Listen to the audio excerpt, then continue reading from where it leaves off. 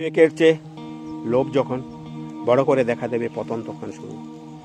বিবেক হলো যা অন্তিম লগ্ন থেকে বা আদিকাল থেকে আজও পর্যন্ত মানবিক ধর্মের মধ্যে কিছু কিছু যা জিনিস গোষ্ঠীবদ্ধ জীবন বা সমাজবদ্ধ জীবনের জন্য অপরিহার্য, সেই গুণগুলোকে, মানবিক ধর্মগুলোকে আমরা বিবেকের মধ্যে ধরতে পারি বা বিবেক বলে বিবেচিত করি।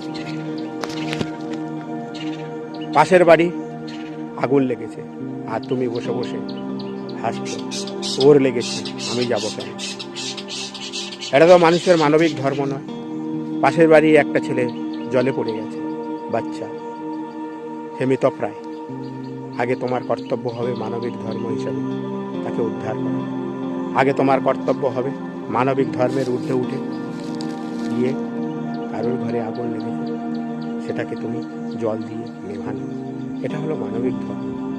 কিন্তু এখানে যখনই স্বার্থের সংঘাত, দ্বন্দ্ব, শত্রুতা, ভ্রাতৃত্ববোধ বিলুপ্ত হয় কোনো কারণে, ছোট কিছু বিনিময়ে, ছোট ছোট কিছু দ্বন্দ্ব সংঘাতের বলে, যখন তার থেকে তুমি আর কোনো কিছু পাও না, সেখানে নিজের স্বার্থটা যখন বেশি করে দেখা দেয়, তখনই তোমার এই বিবেকবোধ বিসর্জন দেয়। তখনই সেখানে আসে তুমি তাকে কিভাবে প্রতারিত করতে পারবে, তাকে কিভাবে বিদ্রুপ করবে, তাকে কিভাবে পতিত করবে বা পতনের মুখে ঠেলে দিতে পারবে, এবং তার থেকে তুমি কিভাবে নিজেকে মেলে ধরতে পারবে, এবং তার থেকে তুমি কি করে এই স্বার্থের যুগে নিজের স্বার্থটাকে, নিজের আখেরটাকে বড় করে প্রাধান্য দিয়ে গড়ে তুলতে পারবে।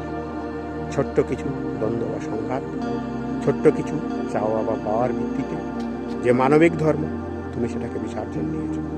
তাই যে কথাটা বলছিলাম, বিবেকের থেকে যখনই বড় হিসেবে লোভ আসে, তখনই পতন শুরু হয়। সেখানে তোমার পতন অনিবার্য। আজকের তুমি ভাবছো ওর ঘরে আগুন লেগেছে, আজকের তুমি ভাবছো ওর ছেলেটা জলে পড়েছে, আজকের তুমি ভাবছো এই দেশেতে মরণ ব্যাধি দুরারোগ্যে কেউ মুহূর্ত বা মৃত্যুর মুখে পতিত, তুমি সেখানে গিয়ে দাঁড়ালে না, তাকে দেখলে না। কিন্তু কালও তো তোমার ঘরে এসে সেই জিনিসটা ঘটতে পারে।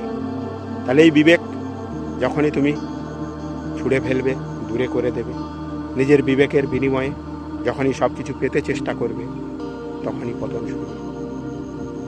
বিবেকের থেকে যখনই বড় করে দেখবে নিজের স্বার্থ বা ব্যক্তিগত চাহিদা, তখনই পতন শুরু হয়। সেটা সামাজিক, অর্থনৈতিক, সব দিক থেকেই। মানবিক ধর্ম হলো মানুষের পাশে থাকা, মানুষের সঙ্গে চলা, মানুষকে নিয়ে চলা।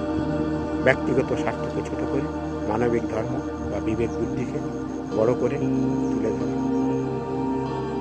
সেটা যখনই লোভের বশবর্তী হয়, তখনই ছোট ছোট জিনিসগুলোর দ্বারা, সংঘাতের দ্বারা, ব্যক্তিগত স্বার্থে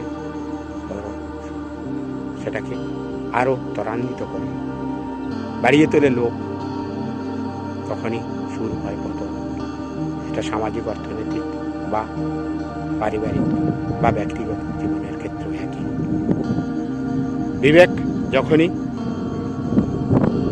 লোভে পরিণত হবে, তখনই পতন শুরু।